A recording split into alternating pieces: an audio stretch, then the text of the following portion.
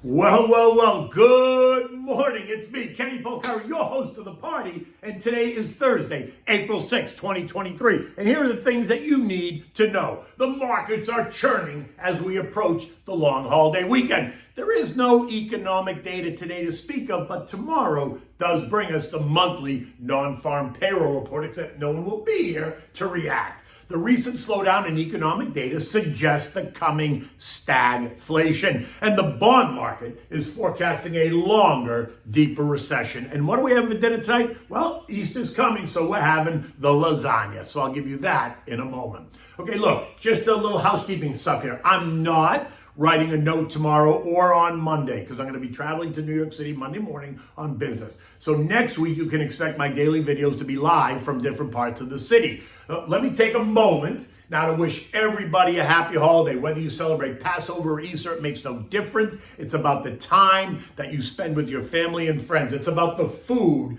that you prepare and the way that you share it with those that you love. Look, there's nothing more intimate than sharing your home and your cooking with your friends and your family, right? Thank you for letting me be a part of your life, okay? So take good care. All right, so now, let's talk about what's happening. The ADP report revealed a slowdown in job creation yesterday. 145,000 new jobs versus the expected 210 in March, right? Couple that with the slowdown in the JOLTS report, couple that with the weaker manufacturing PMIs, and it's all pointing to a slowing economy with stubbornly high inflation. And that, my friend, is suggesting that we are moving into the next phase of this economic cycle known as stagflation.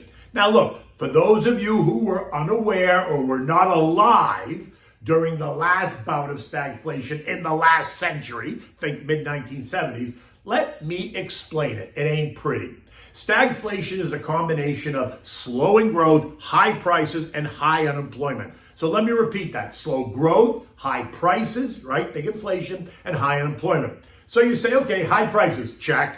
Slow growth? Maybe. No one's really completely convinced yet. And high unemployment? Absolutely not yet. With unemployment running at 3.6%, it's near all-time lows. How can anyone suggest that stagflation is on the horizon? Well, that's simple.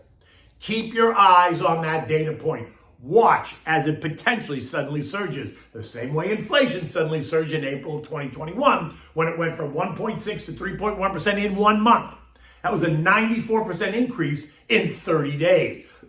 If unemployment surged by 94% in 1 month, it would go from 3.6 to 6.8%. Now look, I am not suggesting that's what's going to happen. I'm just making the point that if it did, that's what it would look like. Now look, it's also widely known that economists and analysts have predicted that unemployment would have to go to something with a 5 handle on it, representing a 40% increase from where we are today, if the Fed is going to be successful in taming inflation. Cleveland Fed President Loretta Mester told us 2 days ago that she sees rates moving into further into restrictive territory before the pause. St. Louis' Jimmy Bullitt thinks that rates need to go to 5.6% before he sees a pause. Neely Kashkari seconds that emotion, as do the other cast of characters that make up the Fed. The only one that we haven't heard from lately is San Fran's Mary Daly. And anyone care to guess why not? Come on, you know the answer. Think about it. Does Silicon Valley Bank mean anything to you? Does complete regulatory failure mean anything? She is now the poster child for regulatory failure, and so she needs to go. But look, that's a whole other story.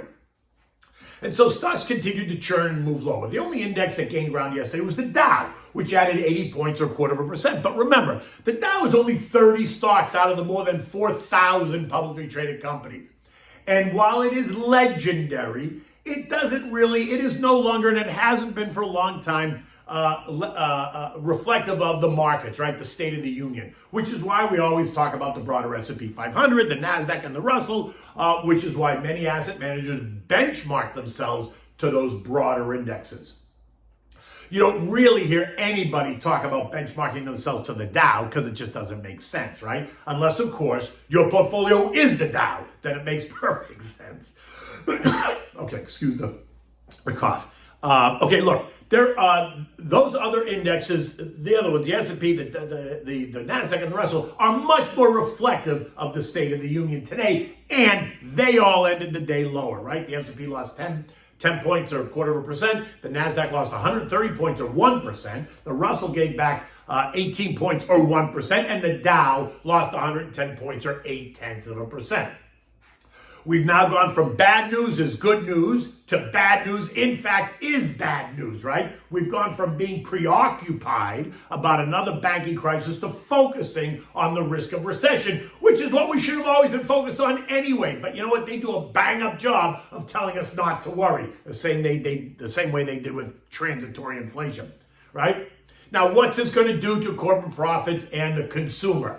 Right? We're going from a banking turmoil to economic slowdown, something that should not really be a surprise at all. I mean, what did everyone think was going to happen after 13 years of stimulation and zero interest rates? I said this before and I'll say it again. It took us 13 years to get here. Anyone who thinks we're getting out of this in 12 or 16 months needs to go back to school and study Econ 101, 201, and 301. And then let's have a conversation about what's happening in the U.S. economy. Now, look, the positive is here that a weaker economy is showing that the Fed is making progress and that rate hikes may be nearing the end. The May 25 basis point rate hike appears to be the last rate hike for now, right? That's coming in 4 weeks. And then we're going to move into the pause mode. And I think we remain there for the balance of the year unless inflation heats up again. I do not see the Fed cutting rates at all this year. There are some that suggest if inflation continues to ease, then the Fed's going to cut rates. And I say, what the fuck are you thinking? The Fed cannot cut rates right now. A cut in rates would stimulate the economy and force inflation higher again. And by the way, if the Fed was going to cut rates, that would also mean and would suggest that the economy is now circling the drain and that soft landing has turned into a hard landing. And in this case, contrary to what you've been taught, hard is not good, right? So be careful what you wish for. The concern now is causing Treasury prices to rise and bond yields to fall as investors move into the safety trade. Many asset managers now telling clients that the slowdown is more likely and investors need to consider opportunities in the bond market. I would say the slowdown has always been likely. They have been telling you that for more than a year now. The Fed has made it abundantly clear that a slowdown was always the goal. The only question here is how bad is it going to be? I was never in the soft camp. In fact, I kept screaming about how using soft and landing in the same sentence was a mistake.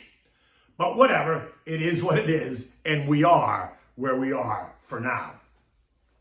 Now, we've seen bond yields, we saw bond yields spike, right, when the whole Fed pivot story was gaining ground, only to see yields come back in as the reality of tougher times ahead begin to sink in, right? The 2-year is now yielding 3.75%. That's down from nearly 5% only 2 weeks ago. That's a 25% decline in yields. The 10-year is yielding 3.29%. Down from 4%. That's an 18% decline in yields. And all this means is that money is moving into the bond market as investors prepare for more volatility. And yes, the bond market is still inverted, and it's going to remain that way. It's been inverted for 14 months now, which only means that the recession will be much more difficult. I mean, come on, let's be honest. Stop with the maybe the recession is coming, and let's run with the get ready because it's coming, if it's not already here. In fact, I think it's this rolling recession, and we've already started to experience it. I've been saying that for weeks as well.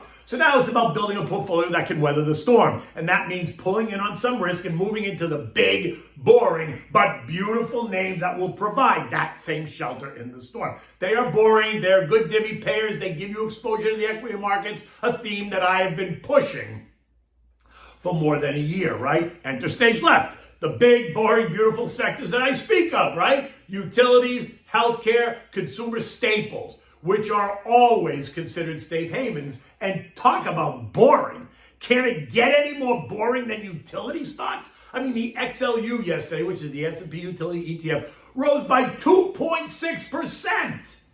Healthcare XLV gained 1.7%. Consumer staples up 0.5%. Energy, the XLE, which has always been in the news lately, was also a winner yesterday, rising 1.5% as oil continues to trade above $80 a barrel and will most likely move towards $90 a barrel as spring turns to summer here in North America. The losers, very interesting. Anything tech. Now, isn't that interesting? Because at the end of the quarter in March, investors were scooping up anything tech in order to dress up their portfolios going into the new quarter. Yesterday, the XLK, which is the tech ETF, lost 1.2%. Semis lost 1.7%. Disruptive tech down 3.5%. Artificial intelligence down 2%. Cybersecurity down 1.5%. These were all the names that surged during the first quarter, rising double digits, most of them rising better than 20%.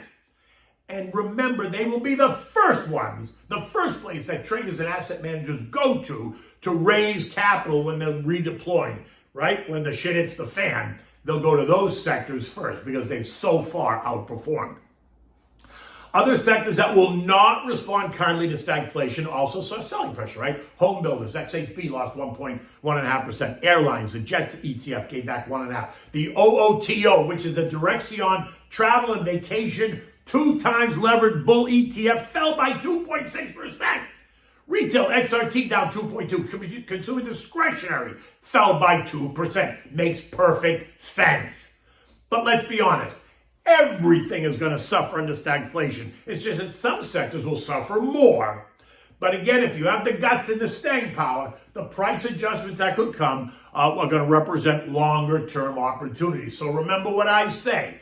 No need to go all in at one time.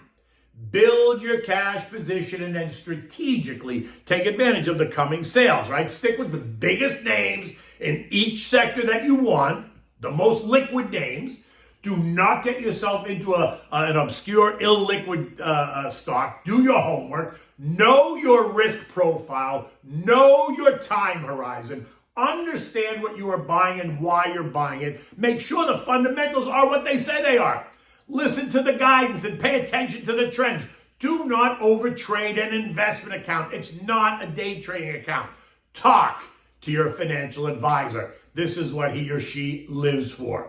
In the end, remember, chaos creates opportunity. Feel free to reach out because I am happy to talk to you. Eco data today includes nothing that's going to drive the action. Initial jobless claims of 200,000 and continuing claims of 1.7 million. It's right in line. It's no real. It's not going to drive the action. It's going to be tomorrow's NFP report that will force investors and traders in algos to wait until Monday to respond, right? What will it say? What will the unemployment rate do? I think the unemployment rate ticks up, right? Which is where you want it to go. But there are some out there that think it's going to move lower, going from 3.6 to 3.4%. And if it does that, then expect the markets to expect more rate increases beyond May. If it ticks up to, say, 3.7%, then it gives the Fed cover to say, okay, one more hike in May, and then we pause and watch. This morning, U.S. futures are flat. Dow futures up 6, S&P is down 2, the NASDAQ down 40, the Russell is up 2. Right? We're 6 hours away from the long holiday weekend. Do not make any bets today based on what's happening today, right? Go and enjoy the holiday. Turn it off. Eliminate the noise. European markets are flat this morning, just a tiny bit higher, up maybe 0.25%. The Europeans have a long weekend, right? They have tomorrow and Monday off. It's Good Friday and Easter Monday. So they cannot react to our NFP report until Tuesday, if they react at all. Gold, which rocketed higher earlier in the week, remains higher this morning, trading at $2,035 an ounce, betting that the May rate hike will be the last, which does not mean that June and July brings a pivot and a cut. It does not. It just means that we're going to pause. It's also the ultimate store of value. Gold is gold, period. Come on, who's kidding who? In any event, we're now in that 2,000, 2,100 trading range, and if the economy continues to weaken and the Fed pauses, then gold has more room to go. So sit tight, and like I said yesterday, enjoy the ride. I think gold's going to 2,100. I thought it was going to go there by the end of the year. It may go there by the end of next week, who knows? Now, the S&P closed at 4,090, down 10 points. Remember, we're in the vacation holiday mode, Passover and Easter, so volumes are going to decline, and that will cause moves to become exaggerated. Asset managers have already placed buy orders below current levels and sell orders above current levels to take advantage of any exaggerated outsized moves while they are away. The rest of the action is going to be driven by the trading community. I suspect that there's plenty of demand at the trend line, 4,025, and supply is plentiful at 4,200 on the S&P. So I would sit back and enjoy the weekend, get an early start, because I'm sure there's going to be traffic everywhere. Okay, so what do we have for dinner? Well, I'm going to give you the Easter lasagna, because it's an Italian household. We always start with lasagna.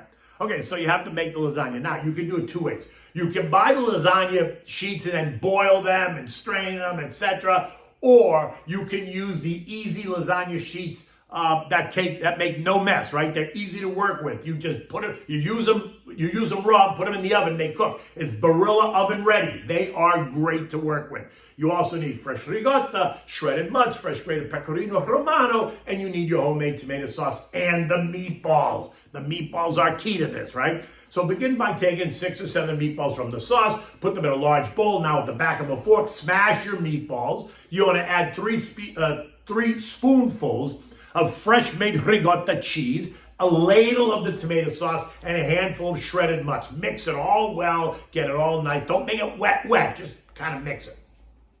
Now, in a glass Pyrex rectangular dish or whatever baking dish you're going to use, put some sauce on the bottom, right? Now line up the lasagna sheets all in one direction, say lengthwise, right? The length of the pan. Now, put in a layer of the meat on top of the lasagna sheets, add a little bit of sauce, don't drown it. Now take the second layer of lasagna sheets and lay them in the opposite way. So if you lay them in this way first, lay them in this way second, right? So you crisscross. Then repeat with the meat sauce, add another layer of lasagna sheets going back to the original direction, and repeat with the meat sauce. Capiche? Now, you're going to maybe need to smash more meatballs if depends on how big a lasagna you're making, but that's on the side, right? So make sure you got plenty of meatballs, plenty of ricotta, nuts, all as you go along.